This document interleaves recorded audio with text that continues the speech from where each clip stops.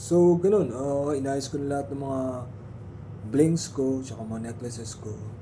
Dalawang klase yun, yung mga hip-hop, tsaka mga, mga gel. Tapos,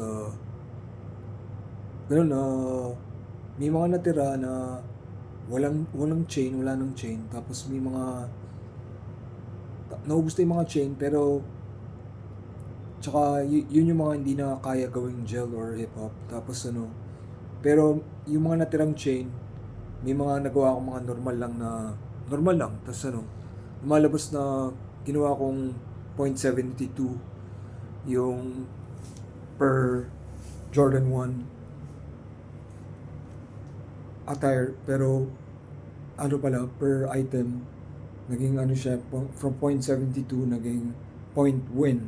So, pag naka Jordan 2 outfit ako, yung clothes, ganun, okay pala magsuot ng mga, excuse me, ganun, yung mga normal na necklace lang na ganun. Pero pinipili ko yung mga Jordan 1. So, point win yun pag Jordan 1. Tapos ganun, subukan ko mamayang gabi kung pwede yung sa Jordan 3, yung mga Jordan 1 na necklace. Ayoko isipin yun. Maisip ko rin siguro. Tapos ganun, meron din pala akong mga nadagdag sa mga ganito ko, yung mga hindi naman hip-hop na na point system. Tapos pang ganito siya. Para tranquil lang, tapos ganun, makapag-concentrate. Tapos ganun, masyado akong busy dito. Sobrang peaceful, sobrang di ako haggard or ganun. Tapos, ganun, sobrang peaceful pag nakaganito ka.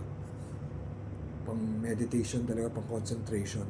Ganun. Tapos, di ka maguguluhan sa mga kasama mo sa bahay. Di ka maguguluhan sa sitwasyon. Ganun, okay siya.